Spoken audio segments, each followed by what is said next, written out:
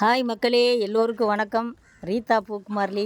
இன்றைக்கி நான் எங்கே இருக்கிறேன்னா மாயவரத்தில் கோல்டன் அவார்ட்ஸ் அதுக்காண்டி ஜீப் கெஸ்ட்டாக வந்திருக்கிறேன்.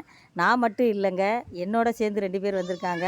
திருச்சியை சேர்ந்த பேச்சாளர் உமா அவர்களும் மனநல மருத்துவர் கவிதா மேடமும் வந்திருக்காங்க.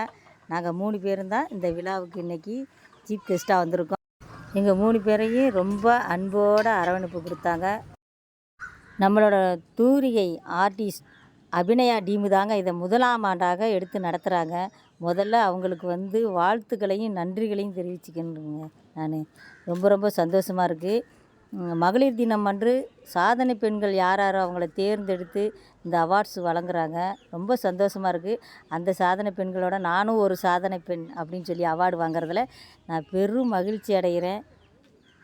எல்லாருக்குமே அவார்டு வாங்கின அத்தனை பேர்களுக்கும் என்னோடய நன்றியவும் வாழ்த்துக்களையும் தெரிவிக்கிறேன். இது ஒரு நல்ல நிறுவனமாக இன்னும் பெரிய லெவலுக்கு வரணும் ரொம்ப ஆசைப்பட்றேன். நான் ரொம்ப சந்தோஷமாக இருக்குது. இந்த விழாவில் கலந்துக்கிட்டதுக்கு எல்லாருக்கும் நன்றியை தெரிவிச்சுக்கிறேன். நன்றி. யார் அந்த அபிநயான்னு பார்த்தீங்கன்னா, இவங்க தான் அந்த அபிநயா. இவங்க பாரத் காலேஜில் தான் படித்தாங்க, நம்ம தஞ்சாவூரில். இவங்களோட சேர்ந்து என்னோடய பையனும் படிச்சிருக்கான், லெலின். என்னோடய மருமையன் சதீஷு, லாவரதன் பாடலாசிரியர் தம்பி லாவரதனும் படிச்சிருக்காரு.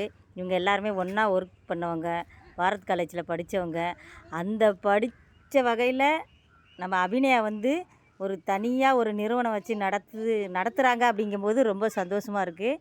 அவங்களுக்கும் வாழ்த்துக்கள். இன்னும் மேலும் வளர எங்களோட வாழ்த்துக்கள், எங்களோட சப்போர்ட்டு எப்பவுமே அவங்களுக்கு இருக்கும். நீங்கள் நிறையா பெரிய லெவலுக்கு வரணும், அதான் எங்களோட ஆசை, கனவு.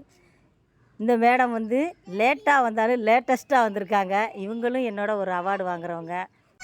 அவார்டு வாங்கின அத்தனை பெண்மணிகளும் நாங்கள் ஃபோட்டோ எடுத்துக்கிட்டோம். மனசுக்கு நிறைவாக இருக்குது. நானும் அவார்டு வாங்கிட்டு வீட்டுக்கு போகிறேன். ரொம்ப சந்தோஷமாக இருக்குது.